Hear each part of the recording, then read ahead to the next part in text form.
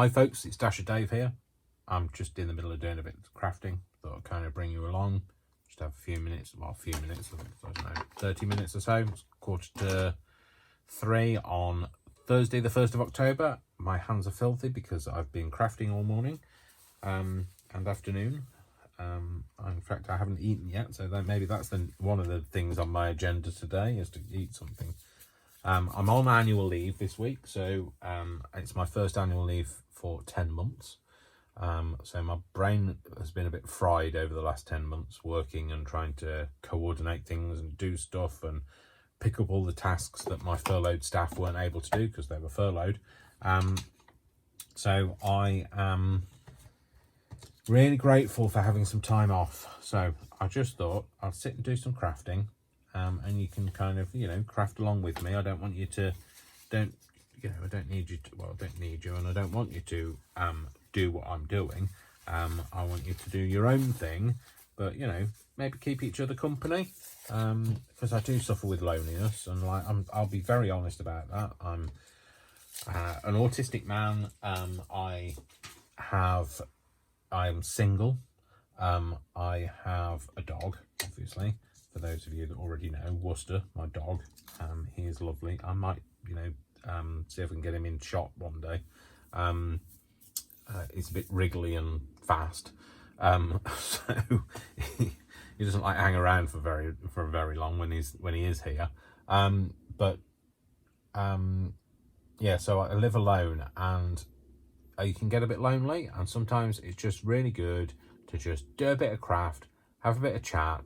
And you guys here, yeah, you make me feel less alone. It's almost like you are here with me and you're crafting with me. So I'll just bring you along, see what we're doing. Let's get on with what we were making. You might be in the middle of doing something and just think, what, I just fancy having a chat with Dave. Then let's do it. Let's do that. Let's chat and craft. But yeah, but there's no agenda from me. It's all a bit, I'm quite like mindfulness in craft. I used to teach mindfulness crafts. I used to be a teacher, to be fair, and I miss teaching, but I was made redundant too many times. I just thought I need to change my career, Dave. So I did. So yeah, I'm a right workaholic as well. I work. I think that's one of the big reasons why I'd ended up doing so many hours at work and not taking any time off, is because I knew that if I took time off, it'd fall down to me to do it. So I just ended up, I can't use a useful stool because it brings the wrong connotations in my head. Let's rip the stool bit off. I might just call it a useful tool. I might have that somewhere on here, just like a useful, and we can tear the rest off of it. Rest off of it. Rest off of it. Why is that? That reminds me of a Christopherson. Was he an actor? I don't know whether he's an actor or he's a singer, but I always used to think, oh, poor guy.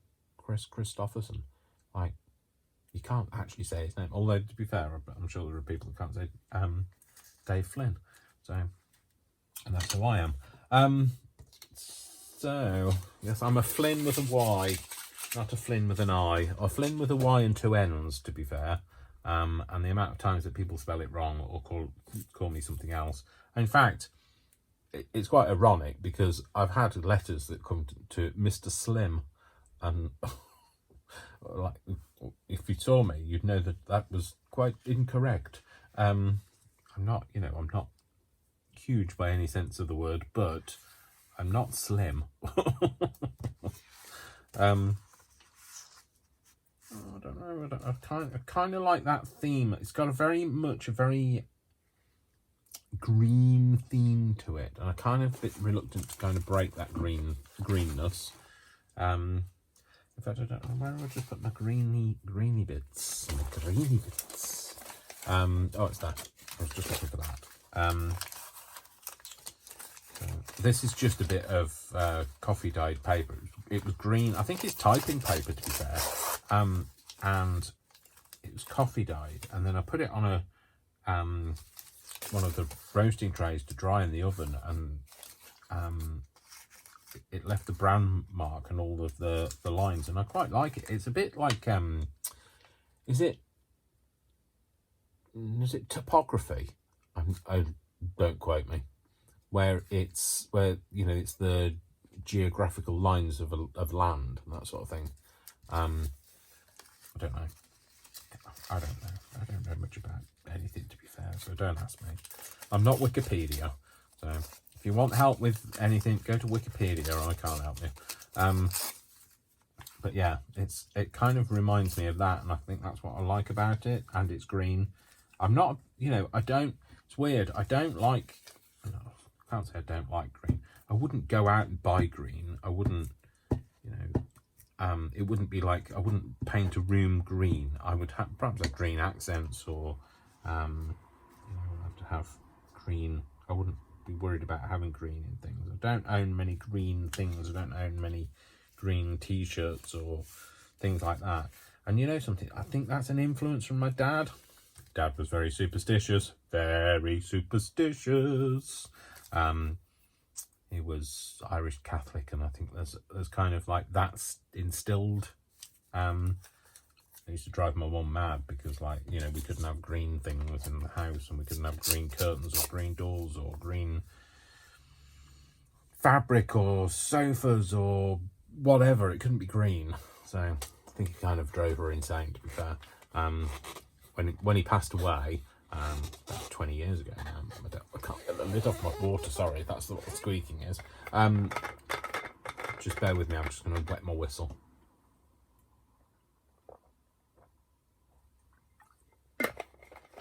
Yeah, so when he passed away, she went out and bought a green car. So there you go. That's what happens. So yeah, it's a green thing. I think there's something built into me. I'm not huge on superstition. There are things though that I do which are still hangovers, I guess, from my dad. So like, I'll salute a magpie. Good morning, Mr. Magpie, if it's on its own.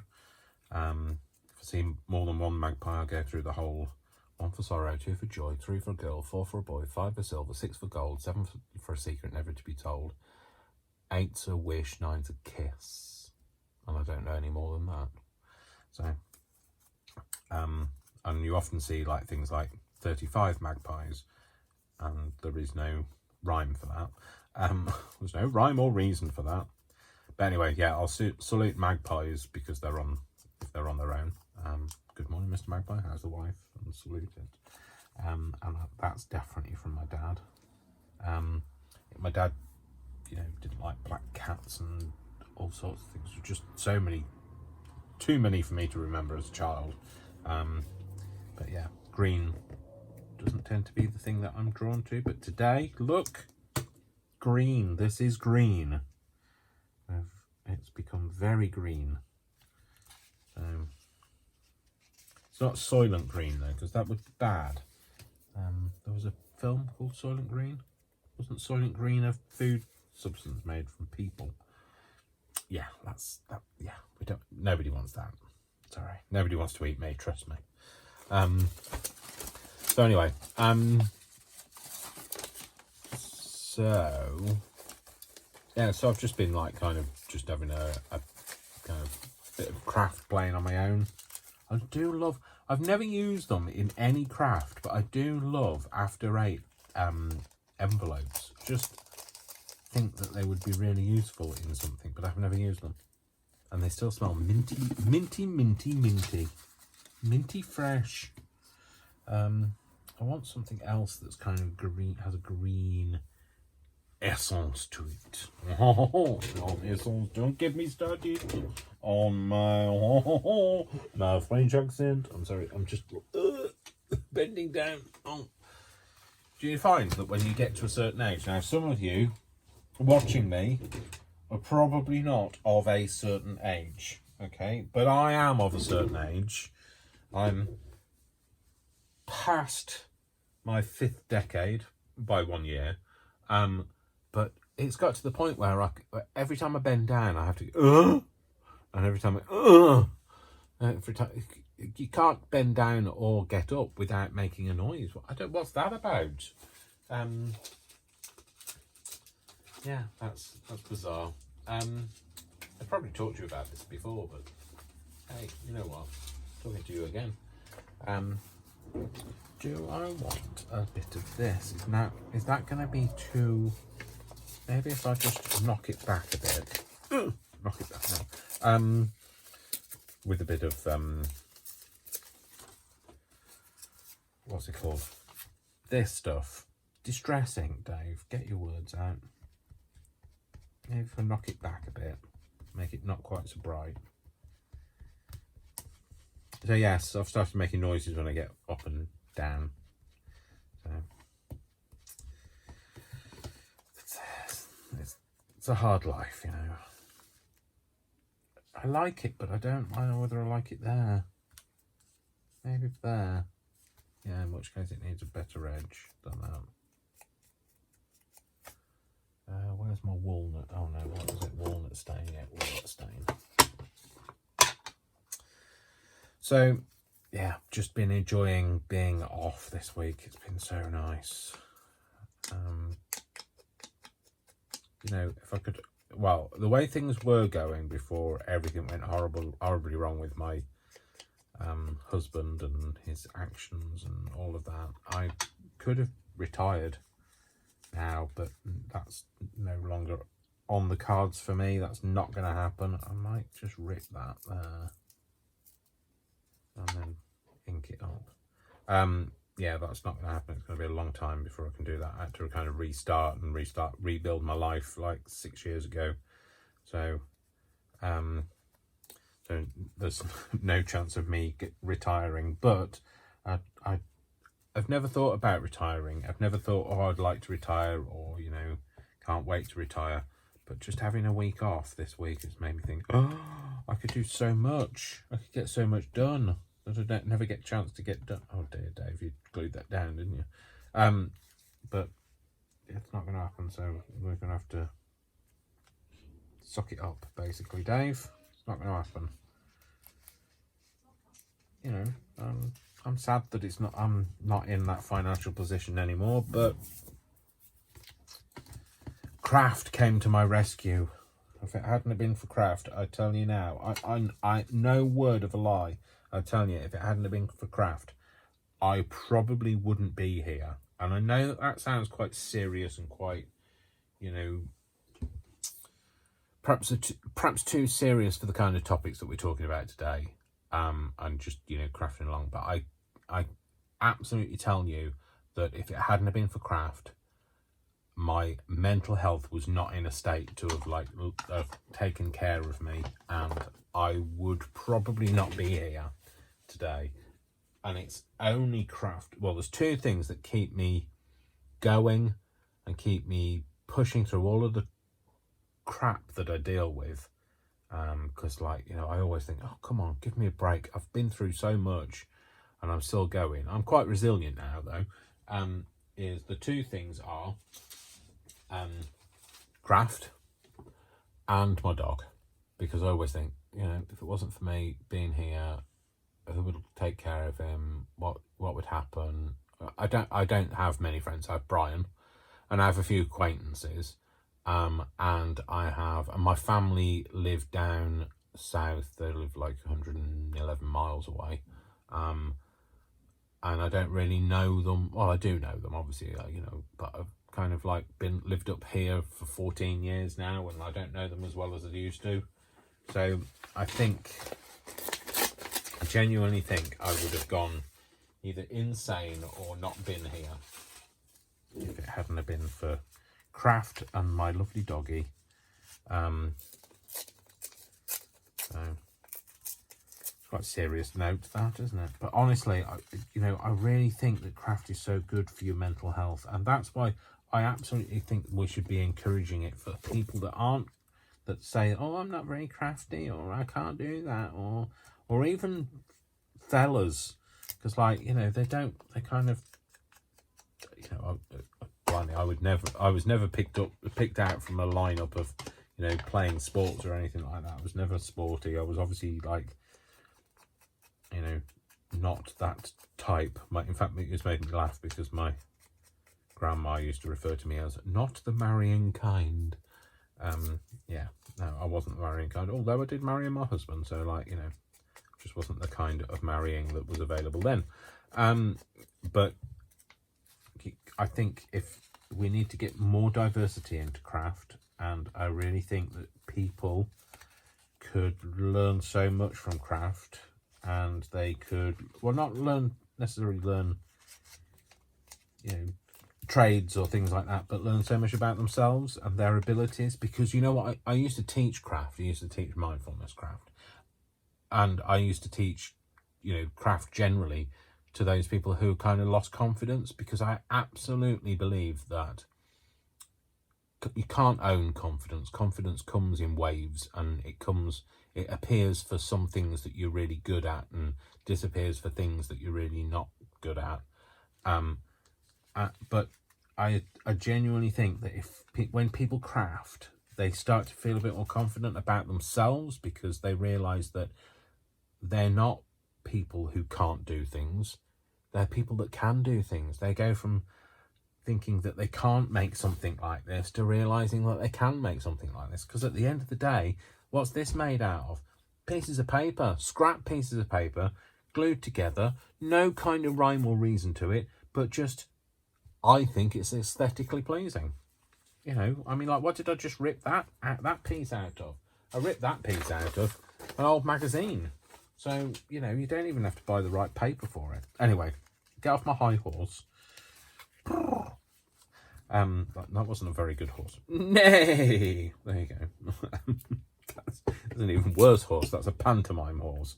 But yeah, I think we need more diversity in craft. But I also think we don't just need it for the sake of us crafters needing it. I think the people out there need it. People that aren't involved in craft, the people that are on the edge thinking, I can't do this, I have no purpose in life, because it definitely helped me. I mean, I was a crafter anyway, but when I went through my darkest time, when me and my husband split up, and I won't go into any great detail, but it was a very complicated situation, and it broke me completely.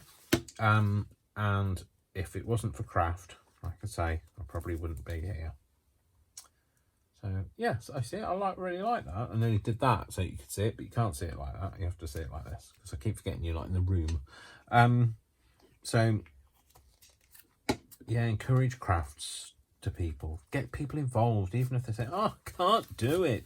You guys, because you can do it, you are the ones that are supposed to be there to reassure other people that they can do it. Okay? Don't just let them say no, they can't. They go, no, come along, come on. Let me just show you this, and like, you know, you help me with this or whatever. Just doing something where you're not thinking about everything else is really great. Apologies, my dog has now seen a dog walking past the house. So, Worcester. Yes, I know, it's terrible, isn't it? It's such a crime that another doggy wants to go for a walk. I'm sorry, Worcester. Oh, that's it, you break everything when you're in the room. Sorry about this, folks. He's just a bit stressed. He gets a bit stressed if another dog walks past the house. So, good boy. Go on then, go and lie down. Go and lie down. That's a good boy. I know. Good boy, go and lie down. Yeah, sorry about that. It does get a bit territorial. So you might hear him like growling in the background now. Apologies again. But I love him to bits. So, you know, he's my saviour. So, I don't know whether I want that on there. Maybe have that on there. Do I want it on there? Do I want it on there? Should I put it on there? You guys aren't much help. You're not saying very much, are you? Let's give it a bit of a rip and say, oh no, you see, now I've made it straight. I certainly don't want it. Maybe put that there, or just an element of it. Break some of this up. I don't know. You're not very good at telling me. I might just rip one of these out and see what happens. Yeah, so yeah, really good for your mind is crafting, because especially junk journaling, there is no direction to go. There's no rules to follow. You just actually, let me just touch on that. No rules to follow. When I first started junk journaling, I did go through a phase of people saying, oh no, you need to do it like this. It should be done like this. You know what I say? Don't listen to them, because junk journaling is very open. You can do whatever you like. You can do it your way, and nobody that's a real true junk journaler will critique that, because that's what it's all about, is just doing your own thing and turning junk into journals, or turning junk into art, or yeah. So don't worry about it. Don't overthink it. Just do it, and encourage other people to do it. I've got to that stage now where I'm just bear with me a moment while I just give myself a bit of a. There's even something under my. Oh my goodness me! It's that flaming. I keep picking this same paper clip up. Give that a bit of a rub and get myself a bit cleaner. So yeah, and also I really recommend crafting on video, because I genuinely feel, for me, it genuinely feels like somebody else is in the room. I'm talking to somebody. Now, I wouldn't sit here and have this same conversation if I was on my own. So you guys help me stay sane. Now, jury's out as to how sane I am, obviously, but sane enough. And look how messy this has got very quickly. I blame you guys. I don't really, because like this is basically what my house looks like. So, well, no, my house doesn't look like this. My craft parts of the house definitely look like this. Oh, they're the small bits. Don't want to put all them. The schnorr bits. That's another personality from my childhood. I think it was a Schnorbits was a. I can't think of what the St Bernard he was. I don't know. I don't know where that's come from. Anyway, moving on. Oh look, some more green things. So yeah, don't craft for other people. Craft for yourself.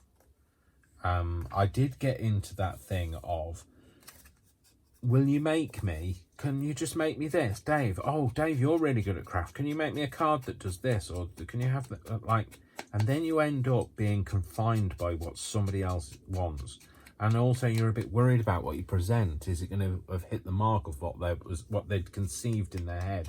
Because trust me, it's like when you buy a house, people say, "Oh, you know, I'm not worried about what it looks like. Just want it to feel like a home." No, they are like they'll say, oh, it doesn't have these trees and it doesn't have this south-facing window or whatever. And that's the same with when they say, oh, I don't mind what the card looks like or whatever. You can see their face when you give it to them. They've got that expression of, oh, it's not really what I was expecting. Well, you know what? That's why I don't craft for other people. What I do is I do it for myself. I make what I like. And then if people want to buy what I make, then so much the better. In fact, actually, that's something I need to start doing, is selling the stuff that I make, because I have made so much stuff. But I don't know. It's that acceptance thing, isn't it? If I sell it, I've got to. If people don't buy it, then it's about they don't accept what you're doing. I don't know whether that makes any sense for other people. But it does to me, I guess. So maybe that. Don't know. I feel like it needs something else to lift it off the page. Maybe put it onto either some book page or a bit of coffee dyed paper, maybe, or a bit of coffee dyed book page. I don't think I want crafty paper. I could put it on that green stuff, but no, it's going to be green on green. It's just going to end up being like, that doesn't pop out either. Oh, I don't know now. Oh, excuse me, I'm having a yawn as well. Sorry about that, folks. You're not boring me, trust me. If I've made you yawn, I apologise. That just means that you have great empathy for other people, apparently. That's why we yawn when other people yawn, is because we have empathy. So, like, if your dog yawns and you yawn, or your cat yawns and you yawn, you have empathy for that person or animal or thing or whatever it is. But also, if you yawn when you see other people yawn, or if I'm saying yawn, I know that also makes me yawn. If I read the word yawn, it makes me yawn. Or if somebody says yawn, it makes me yawn. Excuse me. It shows that you have great empathy for other people, so, you know, embrace it. I think maybe it needs to go on here somewhere. I think I'm just going to glue it down and then tear it out. Okay, so let's get it all nice and sticky. Get it all sticky. I think I talked about yawning in my last video. Apologies, I yawn a lot. So. Oh, it made me yawn now. Oh, what's that about as well, having to sing when you yawn?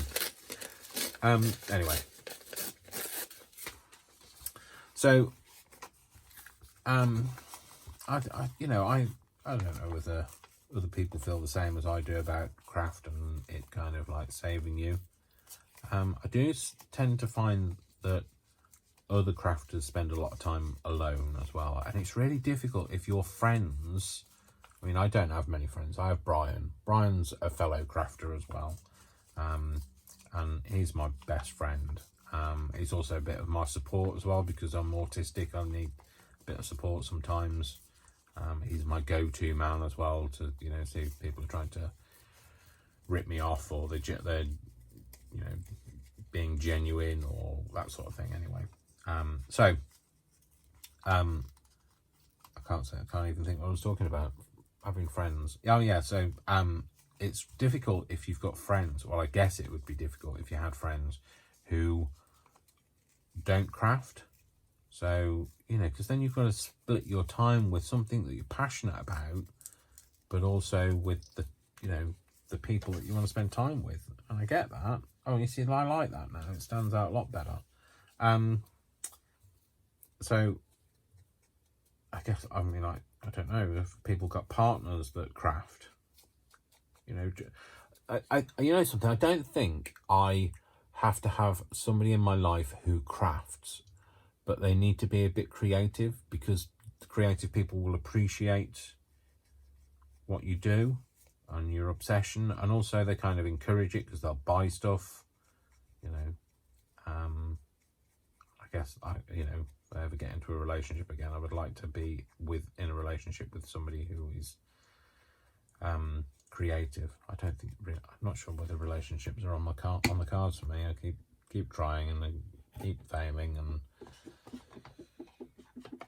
well, I try and then they don't call me back. So yeah. So anyway, see, I like that now. I don't know whether I still think it's maybe a bit wishy-washy, but hey.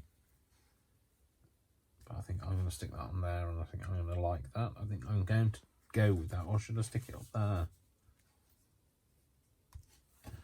I don't know. If I put it up there, I need something there, don't I? Put it there. Put it there, Dave. I'm going to use this on it.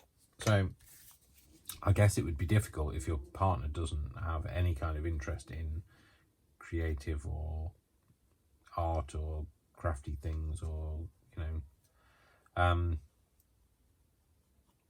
because they don't really truly appreciate what what you're doing. And sometimes you just need that extra person to say, like when I'm doing this and I say,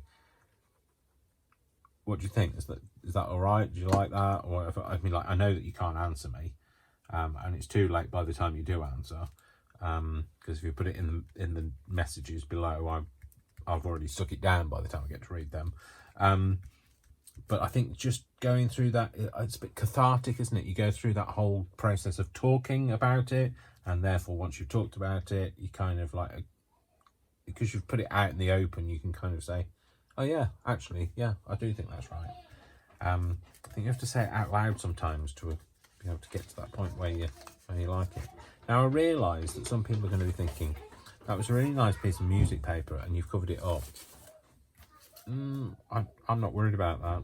I like it the way it is. I'm not worried about having covered it up. What I think I might do is I might put a notch in here. So one of these. Let's put that in there. And then, you've got because I want to turn this into a pocket. Yeah, so like that. So then when I glue it down, people will be able to get the things out of it. But yeah, I'm not unhappy about that. Did I just cover up the thing that I just glued on there? I did, didn't I? Oh well, never mind. I put that quote on, not quote, was it? It was like a useful, and I've just covered it up. Never mind. Hey ho, we do these things. It's all about the fun of making, not about the destination. So, I want that on there. You're all going to be saying, Dave, that's a bit much now. All right, I heard you. All right, I heard you. There's no need to shout. I heard you that time. I just feel like I want something else on there, a little pop of something. And I am not putting lace on it. I'm sorry, but I am not a big lace fan. I guess I'm a bit, I don't know, never really been interested in lace. I might put some of this on, see what this looks like. I mean, I could leave it. I guess it's good enough to be left. But I might just put a bit of washi tape on. Just kind of. You know what I think it would need? What I think it would be nice to have on there is some of that sellotape that I make. But I'm not going to. Although I know what I could put on there. And I've got really excited and I'm singing to you now. And I don't know where it is. Oh, good grief, where is that now? Let's move this out of the way. No, it's not there. Oh, damn it. Damn it, Janet. Oh no, I found it. This gum strip, I love this. Can't get this anymore. Well, we can't get it at a reasonable price anymore. But I love this gum strip. I like it to look a bit more tatty, as it were. Maybe rip a bit more off and definitely define the edge a bit. Yeah, I was looking through some. Do other people have problems using the stuff that they have? I need to kind of find a way to distance myself from the stuff that I have, because I think, if I use that, then I won't have any left, and but then I think, if I never use it, what was the point of buying it? So anyway, I guess that's a debate where you're going to have to tell me what you think. If I give that a scrunch up, and then unscrunch it, and then it'll highlight the creasy marks on it.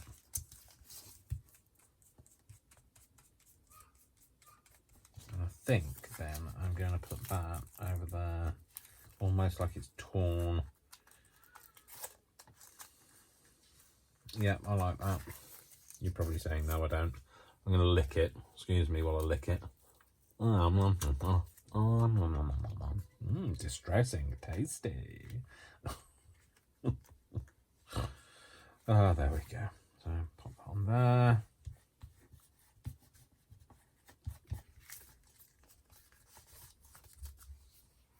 Yeah, that's suitably me. That's definitely me. Although I'm kind of thinking maybe it needs a word on it, a sentiment. Not a sentiment. That's when you make cards, Dave. Receipt from Morrison's. Don't need that. I do like those pieces of metal, but like,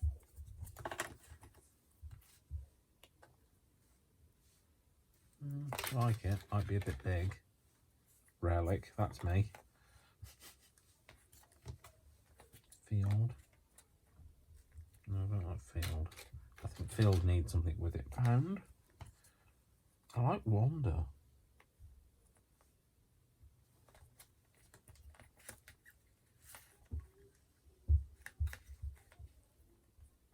Should I have wander? Yeah, I'm gonna go for wander. A fish called wander. Ho ho ho. I think I'm funny, but I know I'm not. So, have we kind of set the world to rights now? Probably not yet, not completely. If I'm going to stick this down, should it have something behind it? See, this is when it all gets a bit like, should I do it? Should I? Shall I? Oh, could have gone horribly wrong if I dropped it face down, couldn't it? Sticky mark down. It's a bit like when you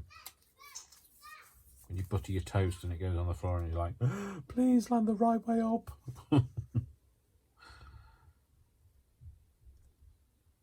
It's definitely a green thing. I'm leaving that bit a little bit kind of so it's up.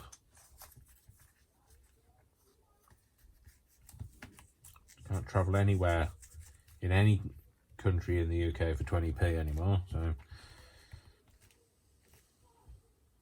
is that okay? I'm just gonna, I don't have the hands to be able to do this, so I'm just going to pop this on here and hold it down.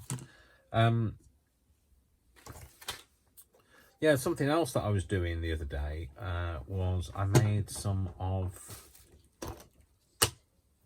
these. No, next door's kids are making a noise, so but I don't know what people think of those. I like them. That's all that matters. So, yeah, they were just some of these wooden feathers that were painted white, and all I've done is kind of inked the edges. In fact, I used some what's it called, alcohol ink, because I put some of the distress ink on and it just wiped off again. So I did those ones first, and then these ones I did after I'd done them, and I quite like the effect where it kind of it's bled in. So I don't know how I'll use them. I might just, you know, have them as, you know, embellishments, or I might find another way to use them. So they're quite three-dimensional, you see. So this is a naked one, so this is why this looks like this. It hasn't been dressed yet, but I found it was a great way to use all like these little scrappy bits on it. So you know, I might just do that now actually, because, you know, I've got like go for another 20 or so minutes. We all tend to like do a bit of craft for at least an hour, don't we? So hopefully you'll have joined me for an hour of conversation. Inane conversation, but a conversation nevertheless. Yeah, these came from the Works, which is a place in the UK. It's like a stationery company, but they also sell a bit of craft stuff. I don't know whether they still sell them. I have had them for a while. It's one of those things I picked up and thought I like, but I didn't know what I was going to do with it. And then I was just sat one night, and I just thought, I just want to make something, and that's what I made. So, and that's what we do, don't we? Just so you're aware, what I did was I stuck it all on, and I stuck it so it hung over the edge, and then just cut the edges off. Cut the edges off. Do you know what I mean? Cut the edges off. Use the scalpel to cut the edges off. So, but that's what I did. So, and then I just kind of do it like, approached it like I would do any kind of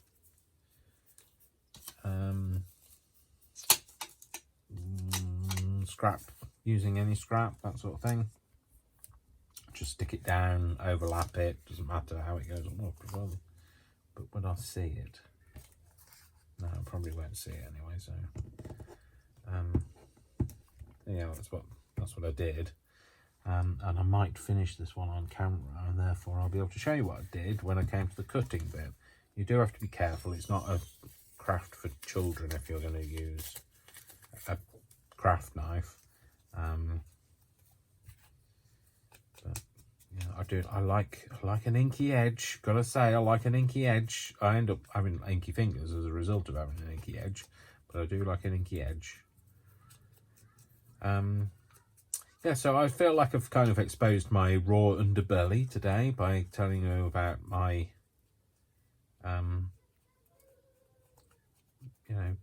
how craft saved my life. I struggle with being alone. I don't like being on my own. I'd love to have more friends. I guess now, see, the thing is, when people go into lockdown and say, oh, it's really terrible, I'm really like deprived of my friends and all that, and it's basically, this is the world I live in. So when people go through this whole like, I don't get to see my friends and I feel like deprived of my friends and family, this is the life that I live. So it's basically like you just like stepped into my world for a while. And hopefully it might make people appreciate what autistic people go through, because it is a social, there's an element of social disorder to it. So we're not able to socialise, comprehensional things we deal with. We have far too many emotions, so we're not emotionless. I know that's a big thing that people think we are. We're not. But yeah, it's I'd love to know what the secret is to making friends. So, because I always think that I've made friends and then they don't turn out to be friends. So I didn't ink that edge of that, did I, Dave? Be consistent. Rip that off because it's too square. So yeah, the lockdown has kind of been no change for me. But yeah, I'd love to know the secret. I'd love to have friends. I'd love to be able. I get so jealous of people that go for coffee with a friend or whatever, and it kind of doesn't happen for me. And one of the things I know that causes issues with people being my friend is because at some point in our friendship, you are going to find a moment when you're going to have to step up to the plate and look after me. Because that's the way it goes. In a height of a meltdown, for me, I'm autistic, but do not classify every autistic person as being the same, because we are very unique and very different. We have very different experiences. But if I go into a meltdown, I'll be crying, I'll be like really upset, I will be uncontrollable and unconsolable, and I will appear to be uncontrollable. But if you talk to me, I can hear you. I just cannot converse with you. So I am not able to talk back or answer you questions or whatever. It's almost like being on a runaway bus you're trapped on the inside, you know, whizzing past everybody on the street. You're like banging on the window for help, but nobody can hear you. And that's kind of what it's a bit like for me. It's a bit like, it's a bit runaway. So anyway, so at some point I will be, something might trigger me, like, you know, a screaming child, or a flashing light in a supermarket, or too much information, like I'm being bombarded with too much information, or whatever it is, and somebody will, you know, and I realise as an grown adult, some people don't want that responsibility. They don't want to have to look after me. I guess that's one of the things that causes problems with my connection with other people. But, you know, I think I'm a nice guy. I am genuine. I'm very honest. Maybe that's the other thing that's the problem, is I'm too honest. So, because people like to have a bit of they like to lie to themselves, and they like other people to like come along with that lie. I'm generalising, obviously, but from my observation.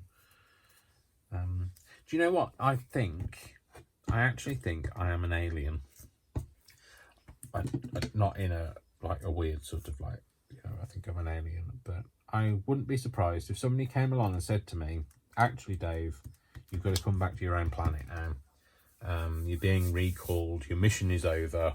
I wouldn't be surprised, because it would explain a lot as to why I can communicate with you guys, but I don't really understand you. I can, you know,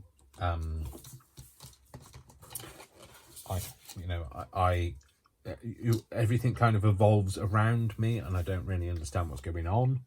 I've learnt the language, but I don't understand the nuances. So it's one of them. So, and that sounds a bit weird, but it sounds a bit weird to you. It doesn't sound a bit weird to me. I have said that to other people, and they're like, can't fathom that.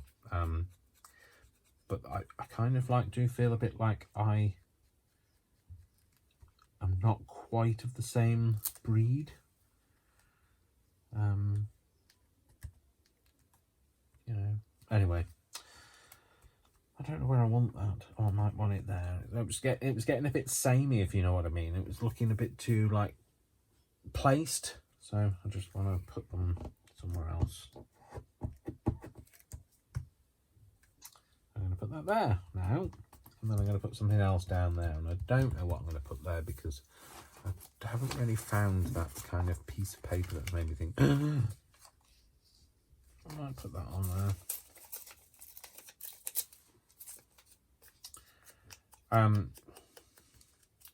there. Yes. I guess if you know autistic people, you'll kind of understand what I've said. Although we're massively different from one another, we do share common traits and, I don't know, experiences. That's the word. Common traits and experiences. Oh yeah, I see. I like that now. So yeah, you know, I don't want anybody to cure autism, because I don't think it's something to be cured, because actually some of the greatest people in the world, you know, Einstein apparently was autistic, and you know, there's lots of famous people that are on the spectrum, and I don't think you'd have got that creativity and different way of thinking if you cure it. However, there are times when I would absolutely swap with somebody, because when I'm having a meltdown, I get cryy, I get upset, and the amount of times that people say, "Are you okay?" If you're seeing somebody crying, surely you can understand that they're not okay. And I guess it's a very what's the word? It's very, blimey, Dave, can't get your words out today. Them worms are escaping you. I take things very literally. That's what I mean. That's what I was trying to say. I take things very literally. And so when you say, is everything okay? And I'm thinking, clearly not. I know that, well, I understand from what people have said that people say that because they don't know what else to say. If you say that to an autistic person, that's kind of doesn't help the situation. Also, just calm down. Don't get upset. Well, if I could do all of those things, I would be cured. So, they're just bits of advice. And the other thing to never, ever, ever, ever say to an autistic person is everyone's a little bit autistic. Right, you wouldn't say to a pregnant woman, oh, I get backache and you know, my clothes don't fit me anymore. I'm a little bit pregnant. You wouldn't say it. So why would you say to an autistic person, you're a little bit, everybody's a little bit autistic? Because you're not. Unless you're autistic, then you're not a little bit autistic. You might have, you know, mood swings. You might have meltdowns. You might have tantrums. You might have times when you're really low. You might feel full of energy some days. You might have days when you can't comprehend things. But you are not a little bit autistic. It is a human condition, and yes, you will experience some of the things that I experience, but you don't experience them on a daily basis and have to deal with all of the other things that go on. So you're not dealing with all of them all at the same time and just kind of trying to control all of them. So, sorry, get off my high horse now, but like I get a bit annoyed with people that say, yes, yeah, I think I'm a little bit autistic, or yeah, aren't we all a little bit autistic?